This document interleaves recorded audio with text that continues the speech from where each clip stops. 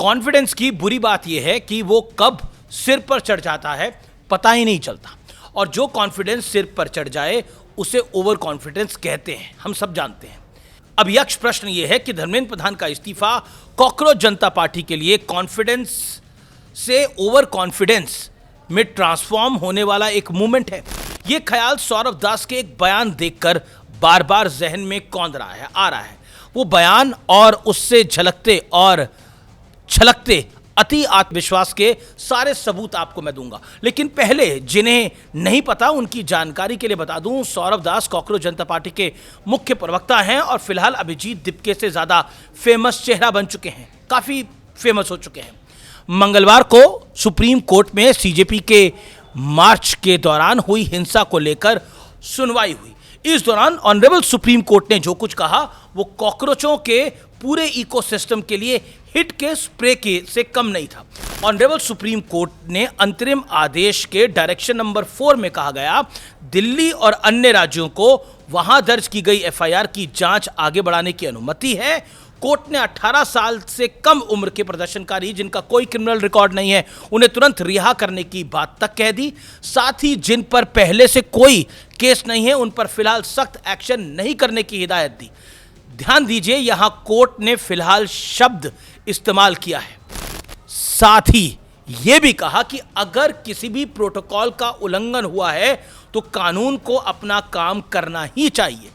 जैसे ही honourable supreme court ने ये बातें कहीं और कॉकरोचों को यह पता चली, यानी सीजेपी वालों को यह पता लगी, उनके ऊपर लगा मॉरल हाई ग्राउंड वाला रंग ऐसे उतरने लगा मानो बारिश में भीगकर शेर जैसा दिखने वाला जानवर अपने असली रूप में ना आ गया हो। इसके बाद वो सीन में आते हैं जिनका परिचय मैंने शुरुआत में आपको दिया था। नाम है सौरभ दास।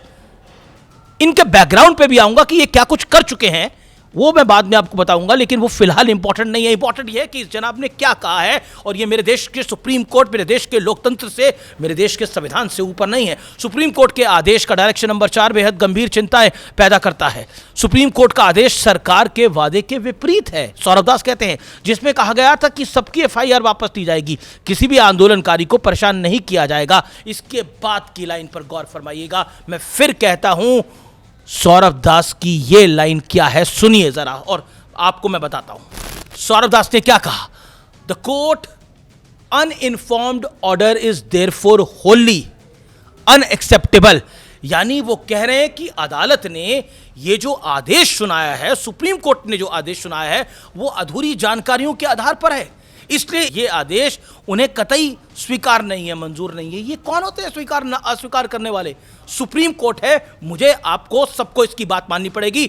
अभिजीत दीपके, सौरभ दास इस देश की सुप्रीम कोर्ट से ऊपर नहीं है।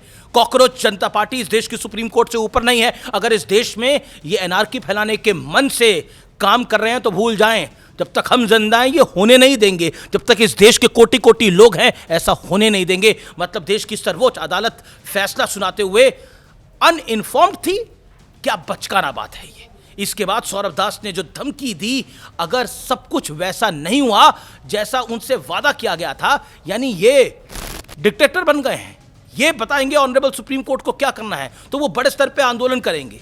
क्या होगा फिर आंदोलन से? यह भी कहा कि सरकार को बिना देर किए एक एक व्यक्ति की एफआईआर रद्द करनी चाहिए, उसकी भी एफआईआर रद्द करनी चाहिए। मैं आपसे पूछता हूं, जिसने पुलिस के जवानों को मारा, जिसने आरएफ के जवानों को मारा, जिसने और भी बहुत बहुत गलत काम किए, क्या उनकी भी धाराएं रद्द करनी चाहिए जिन्होंने पत्थर बरसाए? मैं पूछता हूं। स्टूडेंट्स के ऊपर कार्रवाई नहीं होनी चाहिए, मैं एग्रीड हूं, लेकिन गुंडों पे तो होनी चाहिए। और जो ये 2800 लोग आए थे जिनका क्रिमिनल ट्रैक रिकॉर्ड है, उन पे तो होनी चाहिए। देखिए, प्रोटेस्ट दोबारा से शुरू होगा या नहीं होगा ये सरकार ही जवाब देगी आपको, क्योंकि सरकार के ऊपर डिपेंड करता है। जो उन्होंने गारंटी किया था वो गारंटी में वो अमल करें, वो सबसे ज़रूरी बात है। अगर नहीं करेंगे तो युवा फिर से रोड पे आने के लिए तैयार है, हमें कोई दिक्कत नहीं है रोड पे बैठने के लिए। 36 दिन हम लोग बैठे, वैसे ही हम लोग आगे भी बैठ सकते हैं। सरकार को डिसाइड करना पड़ेगा। स्टूडेंट्स के कथित हितैषियों की ऐसी भाषा होती है कि मैं आपसे पूछता हूं, इन्हें क्या लगता है कि ये सोमालिया है जहां धमकियों और फिरौतियों का राज चलता है? ये नया भारत है, यहां सिर्फ और सिर्फ कानून का राज चलता है। यहां देशभक्त भारतीयों से कोई बैर नहीं है, लेकिन दंगाइयों, उपद्रवियों और राष्ट्र विरोधियों की खैर नहीं है। और दोगलेपन की इंतहा देखिए, जब दिल्ली की सड़कों पर हिंसा का नंगा खेल चल रहा था तो कॉकरोचों के हिमायती कह रहे थे उपद्रवियों का उनसे कोई लेना देना ही नहीं है, ये सभी तो बीजेपी और आरएसएस के एजेंट हैं, लोग हैं। अब जब इन पर कार्रवाई हो रही है तो सौरभ दास और ये दिप्के एंड पार्टी इतनी चिंतित क्यों है, इतनी व्यथित, इतनी परेशान क्यों है? सुनिए तब ये लोग क्या दावा कर रहे थे और अब क्या कर रहे हैं। ये बाहर से लोग भेजे जा रहे जानबूझकर प्रोटेस्ट को खराब करने के लिए। हम यहाँ पर 1 महीने से बैठे हुए थे, 1 महीने में ऐसी कोई वारदात नहीं हुई, लेकिन अब क्या हो रहा है, जैसे ये प्रोटेस्ट बड़ा हो गया है तो ये बाहर से गुंडे भेजे जा रहे हैं बीजेपी द्वारा जानबूझकर लोगों को उकसाने के लिए, और यही लोग हैं जो पथराव करे बीजेपी के। जो असली स्टूडेंट्स घायल हुए ना, उनके गुनाहगारों को सजा होनी ही चाहिए, लेकिन मानवाधिकार तो उन पुलिसकर्मियों का भी है जिन्हें निशाना बनाया गया। जिन दंगाइयों ने उस दिन दिल्ली समेत देश में आग लगाने का प्रयास किया, ये कॉकरोच जनता पार्टी वाले उन्हें क्यों छुड़वाना चाहते हैं? जब वो बीजेपी के एजेंट है तो उन पर कार्रवाई होने देना। कॉकरोच जनता पार्टी वाले क्यों बजाना चाहते हैं? इतनी घबराहट, इतनी झुंझुलाहट, इतनी छटपटाहट क्यों है?